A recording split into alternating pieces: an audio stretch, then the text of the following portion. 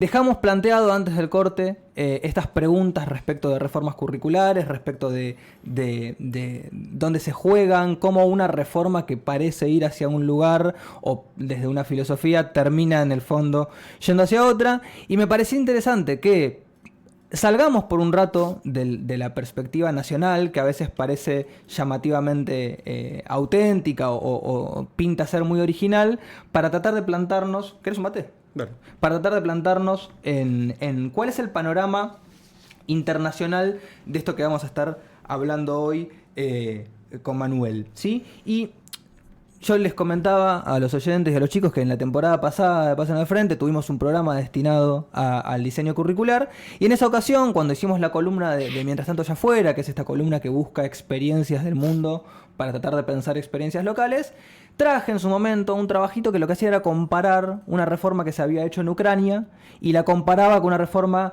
en Polonia, en Alemania, en países que en principio no tenían un vínculo explícito ni estaban integrados en un organismo económico ni nada por el estilo con Ucrania, para tratar de identificar, era lo que querían hacer los autores, cómo se evidenciaban en el currículum las presiones externas de los sistemas educativos. Y inmediatamente aparecía cómo determinadas cuestiones del aspecto globalizador del periodo en el que se hace esa reforma, que es a fines de los 80, principios de los 90 en esos países, empezaban a aparecer conceptos en los diseños curriculares relacionados con las capacidades, con las habilidades, con los objetivos de aprendizaje, que decían, bueno, acá hay algo más que la mera definición de los sistemas educativos de los países, que está permeando en los diseños curriculares. Nos quedó pendiente, o me quedó pendiente esa vuelta, abordar un poquito qué pasaba de este lado, qué pasaba en Latinoamérica, donde esa influencia también existe, pero en general los resultados son levemente distintos por las condiciones en las que nos encontramos nosotros. Así que la columna que traje hoy se titula Las reformas abiertas de América Latina, y trata de hacer, de forma muy poco creativa, un recorrido por las reformas principalmente de principios del siglo XXI en Latinoamérica. El insumo central de esta columna es un libro de Axel Rivas que se titula América Latina después de PISA, donde Axel, que es especialista en educación, es escritor, es docente, es investigador, toma datos de las evaluaciones estandarizadas que hace la OCDE, estas evaluaciones PISA, que evalúan pibes y pibas de 15 años en distintos países del mundo, en matemática, en lengua y en ciencias, y a partir de eso trata de pensar qué pasó en esos países luego que se implementaron estos regímenes de evaluación estandarizada. Y ya tiene un apartado en ese libro, un capítulo destinado a los diseños curriculares. Así que, si les parece, para poner un poco de contexto, uno podría pensar a nivel Latinoamérica como tres grandes ciclos de reformas curriculares. Y acá vuelvo a subrayar esta diferencia entre lo que es una reforma curricular y lo que es una reforma sistémica, escolar, más intensa, donde hay una política más profusa. Bueno, hay tres ciclos grandes de reformas curriculares que podemos situar. Yo acá me estoy basando en el trabajo de un autor que ahora no voy a poder citar porque me parece que no lo escribí, que son en los 60, en los 90 y en los 2000. Ahí es donde podemos segmentar tres hitos de reformas curriculares. ¿Qué encontramos en los 60? La influencia de una lógica desarrollista en torno a la educación como motor de desarrollo. Vos querés desarrollarte económicamente como país, invertir en educación, desarrollar la educación, pensar la educación. Esto el año pasado lo discutimos en algún momento, porque después de este periodo aparece una crisis de ese concepto de desarrollismo y de educación benévola y de todo lo que podemos hacer con la educación, pero tenemos una primera parte de reformas curriculares que se enmarca en esa filosofía y que lo que hace es empezar a plantear estos conceptos que hoy ya son habituales en el aula, ¿no? De las capacidades que queremos que los pibes desarrollen en vínculo con el mercado laboral, las habilidades blandas, las habilidades duras, todas esas palabras que yo ya te voy adelantando, Manuel, yo soy particularmente opositor, pero el Lechu, por ejemplo, está ahí en el punto intermedio, digo, son esas palabras que generan por lo menos una discusión, aparecen en este periodo. Sí, que es una mirada que nunca se terminó de perder del todo y creo que hoy en día sigue siendo la principal para muchos. Sí, lo que me parece a mí es que cuando uno va avanzando en el tiempo va cambiando de sentido, porque hay algo muy curioso que pasa, que es estas palabras aparecen en los diseños curriculares por influencia de los organismos de crédito, multilaterales de crédito, en los 60.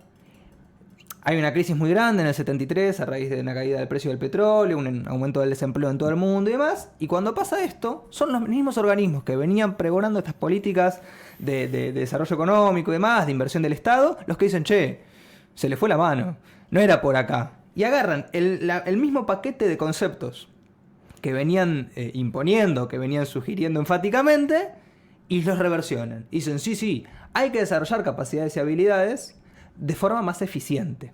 Entonces, el Estado de repente no tiene que participar controlando toda la educación. Para eso están las jurisdicciones que pueden hacerse cargo con una perspectiva mucho más local, más específica, más detallada de lo que necesitan los pibes. Sí, tenemos que desarrollar capacidades y habilidades, pero no podés definir todo lo que va a ser la escuela. Entonces, dales autonomía en la definición de currícula, pero después evalualos a ver si cumplieron con eso que vos le pediste.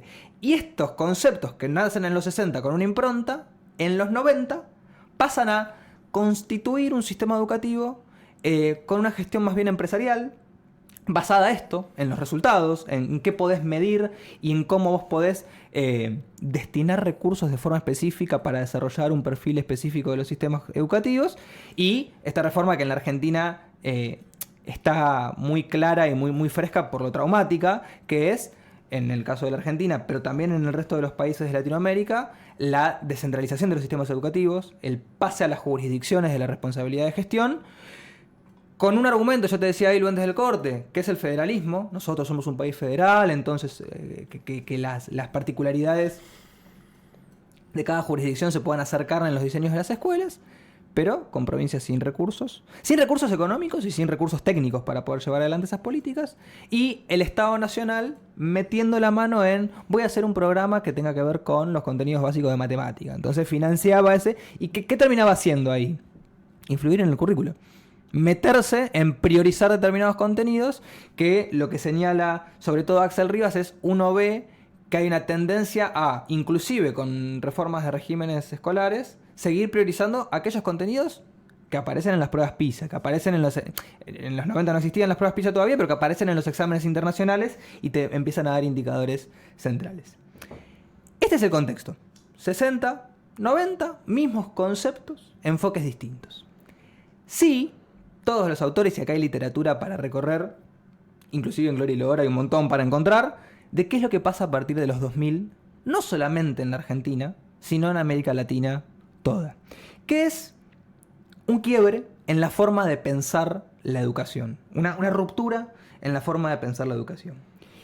Y a partir del siglo XXI, Axel Rivas, que es el autor de este libro que les mencionaba, se pregunta, ¿estamos yendo a un currículum prescriptivo, donde está todo muy definido qué es lo que tiene que pasar, está todo muy claro de dónde tenemos que apuntar? ¿O inalcanzable en la medida en la que lo dejamos a merced de las escuelas, en las que no es materializable en un papel claro y le damos autonomía a los docentes, las conducciones, las familias, en todo caso, las gestiones locales para que lo piensen?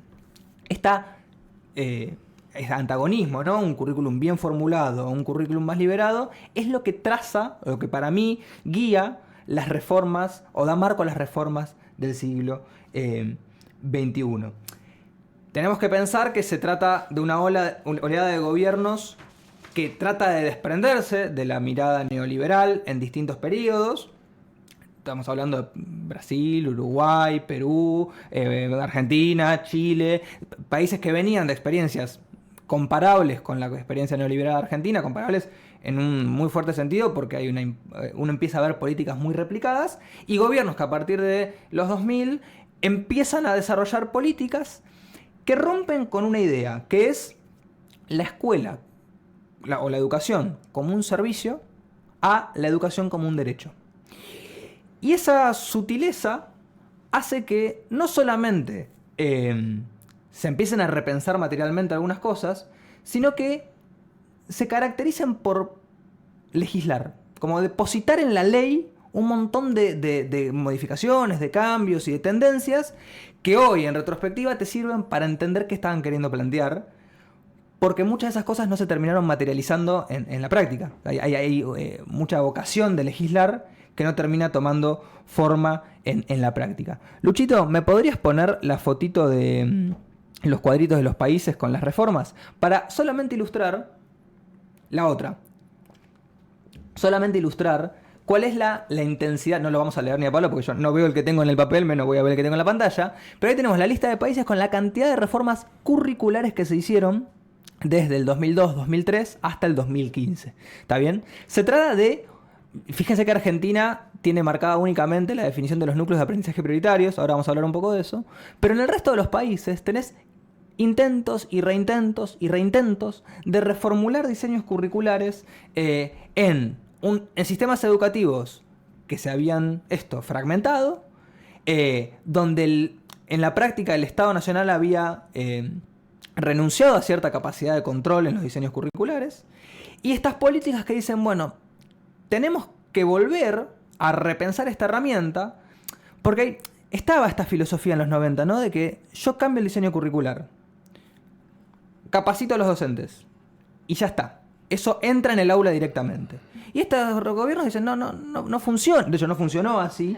¿Cómo podemos hacer para poder repensar estas herramientas de forma útil?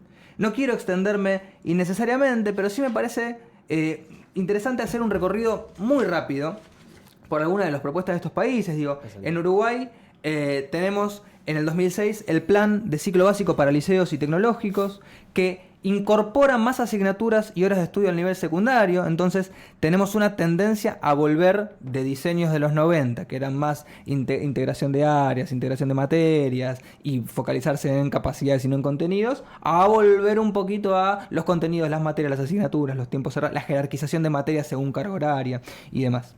Brasil, lo mismo, establece directrices curriculares generales en todos los niveles. Se plantea que el Estado tiene un rol importante en la definición de los diseños curriculares.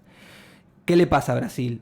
Plantea esto, pero no vuelve para atrás a centralizar el sistema. Entonces, esas disposiciones que establece a nivel nacional se chocan después con las jurisdicciones, se ven deformadas por las jurisdicciones y terminan de vuelta siendo desarmadas y repensadas. Chile, en 2013, que es de las más recientes reformas que tenemos, se pasa de la noción de contenidos mínimos a la de objetivos de aprendizaje.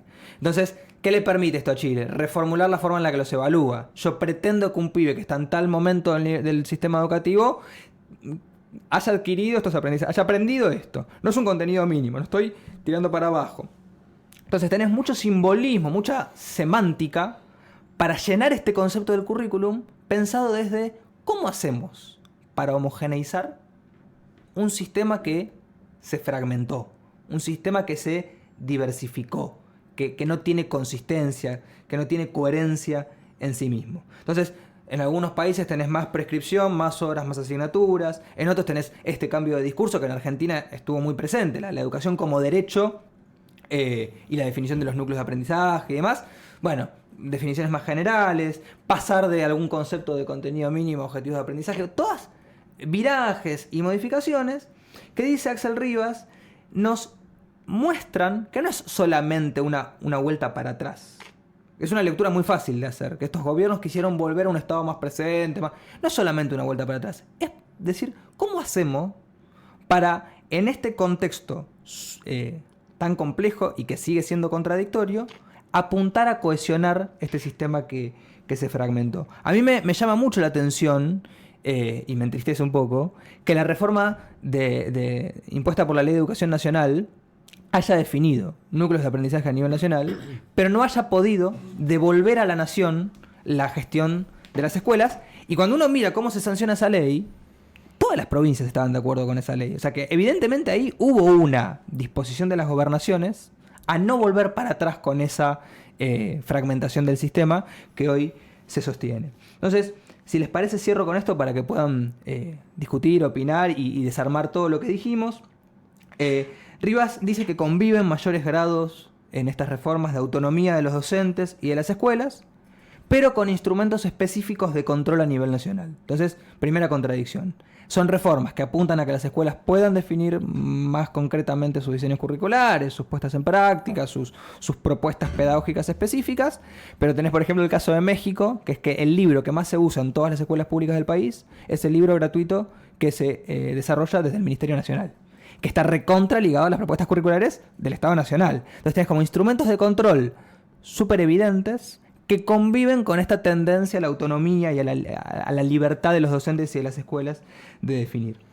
dice que perduran en los diseños curriculares esta contradicción que resulta de esto, ¿no? De sostener dinámicas del periodo anterior con intención de tener dinámicas nuevas. Conviven tradiciones contrapuestas, conviven formas de pensar la educación distintas dentro de las mismas reformas que se ven en el nivel de consenso. O sea, no hay forma de que vos hayas desarrollado ese nivel de consenso que tuvo la Ley de Educación Nacional y los diseños que salen de ahí, sin que haya contradicciones ahí adentro. Porque si estamos todos de acuerdo es porque algo raro pasó, ¿no? Entonces, quería cerrar con esto. Nosotros al principio, en el bloque anterior, les traje esta frase de Christian Cox que habla del currículum como manifestación de las tensiones entre los que un orden quiere ser y lo que es. Y dice Rivas, estas contradicciones, esta tensión, se pueden sintetizar en una frase que me pareció fascinante, que no la quería parafrasear porque me imagino que llegar a conclusiones tan relevantes debe merecer cierto respeto cognitivo. Dice, se pide democracia y autonomía en la lógica de la sociedad de derechos, a la par que la satisfacción inmediata y la rendición de resultados en la lógica del consumo. O sea, coexisten estas dos contradicciones. Queremos democracia, queremos poder consensuar, pero al mismo tiempo queremos que me digas resultados como si tú fueras una empresa y me mostraras un balance, queremos algo inmediato. Tenemos un problema de lectoescritura y lo quiero resuelto en 6 meses, lo quiero resuelto con políticas efectivas. Entonces dice, se trata de tensiones fuertes que probablemente son solamente antagónicas. No hay otra solución que el antagonismo entre estas posturas. Entonces plantea que es posible que en los próximos años sigamos observando cómo estas posturas bien antagónicas impulsan el currículum en una y en otra dirección. Digo, esto es un panorama nacional. Uno empieza a ver las reformas en Argentina a nivel jurisdiccional y esa tensión entre un sistema que apunta a mostrar resultados más rápido, con evaluaciones más sistematizadas, y un sistema que apunta a un diseño más local de los contenidos, que atienda a las necesidades de los pibes, a la contextualización, se empiezan a ver en las reformas curriculares que estamos atravesando, que estamos transitando y que se vienen en las distintas jurisdicciones. Así que me parecía que era una buena forma esta de plantear esto. Son reformas abiertas. Estamos en un momento donde no está saldada la discusión y muchas veces cuando uno se pone a discutir con esto en el marco de las políticas públicas que se están llevando adelante, pareciera que la discusión sí estuviera saldada, ¿no? En el mundo están haciendo esto, allá están haciendo lo otro, pero cuando empezás a ver el panorama internacional y los panoramas locales, hay más preguntas que respuestas. Así que eso es un poco lo que les quería traer hoy. A mí me llamó la atención el tema de Perú, que tenía un montón de reformas, yo digo, y encima había una que era 2001 y otra 2002. Es como que enseguida es como reveamos y me preocupa un poco la situación nuestra. ¿Qué está pasando a nivel nacional? Sí, hay que ver también a qué nivel o qué tan profundas eran esas reformas, porque capaz vas viendo, no sé, desde 2001 al 2004 la misma reforma. No importa, lo están discutiendo, sí, lo están obvio. Reviendo. ¿Será mejor para peor? Aunque sea hay alguien debatiendo de algo acá.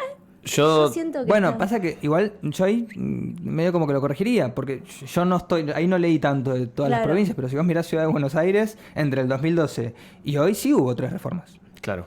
Que incluso son reformas curriculares todas ellas, esto es una opinión, no está escrito en los documentos, todas ellas son reformas curriculares, incluso diciendo que no lo son. O sea, la secundaria del futuro dice en su documentación, esto no es una reforma curricular, porque para hacer una reforma curricular tienen que hacer otros procedimientos legislativos, pero en la práctica, en esto que dicen del currículum oculto y demás, hay modificaciones concretas que se juegan a raíz de esa reforma. Yo sumo una cosa y después quisiera saber qué tiene Manuel para decir al respecto. Vos dijiste que es y eso me pareció sencillamente espectacular, vos no lo dijiste, vos citaste que el currículum es un espacio de disputa como entre alguna especie de orden y desorden en cuanto a respetarlo, hasta incluso con lo que veníamos hablando antes del lenguaje inclusivo, ¿no? O sea, reflejar en el currículum lo que la sociedad quiere que permanezca versus el pedido de otras voces que implican esa modificación. Pero yo sumo otro espacio de disputa que de alguna forma también lo dijiste y hace que yo tenga más preguntas que respuestas con respecto al currículum, que es una disputa entre lo que es homogeneizar o a ver cómo legislar en el sentido de ponerle un marco a las cosas y decir, bueno, no podemos escapar de este límite, o dar libertad. Y creo que es una de las cosas que se dispone en la reforma de 94 cuando se le pasa la jurisdicción a las provincias, por más que seguramente fue por muchos otros motivos más allá de dar libertades, sin duda, y de volver a nacionalizarlo, pero hasta qué punto las necesidades educativas de Buenos Aires son las mismas que las de Chaco, de Salta, de Tierra del Fuego. Entonces, ¿en qué puntos podemos consensuar un currículum con necesidades nacionales y hasta qué punto, bueno, uno tiene para dar cierta libertad a las jurisdicciones y dentro de jurisdicciones, incluso o sea, en Ciudad de Buenos Aires, por ejemplo, tenemos realidades totalmente distintas a 20 cuadras de diferencia y me estoy pasando. Manuel. Hay un montón de cosas ahí, entre lo que vos expusiste ahí, lo que ustedes plantearon, lo que dice Rivas.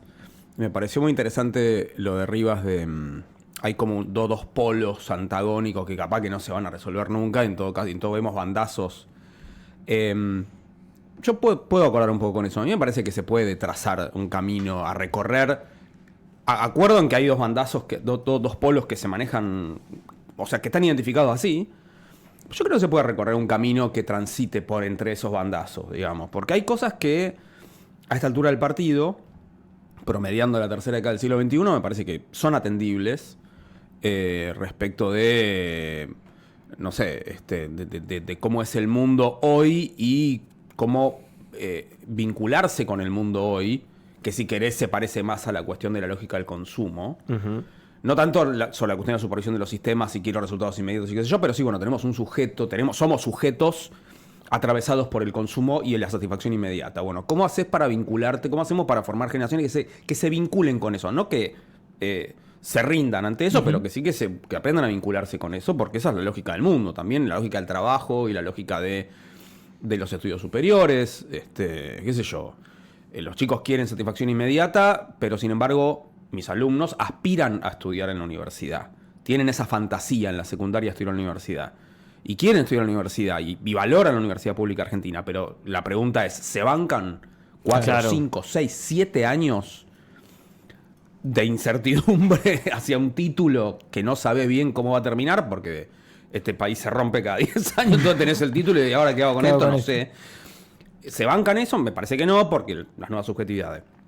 Y por otro lado, me parece, ahí ya más ideológicamente alineado con eso, que sí, uno quiere sujetos críticos, que es lo que suena tan lindo y ya nadie sabe bien qué significa, pero uno quiere formar sujetos que aprendan a leer críticamente el mundo. Y con esto no quiero decir que vayan a tomar las armas, estaría buenísimo si lo hicieran. No estaría mal.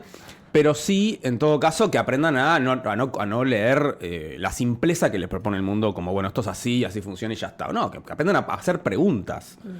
Desde lo más básico, o sea, ¿por qué el cielo es azul cuando hay sol? Desde eso hasta cuál es la trama histórica de las injusticias, digamos. Entonces, a mí me parece que se pueden armar cosas ahí en el medio. Hay que imaginar.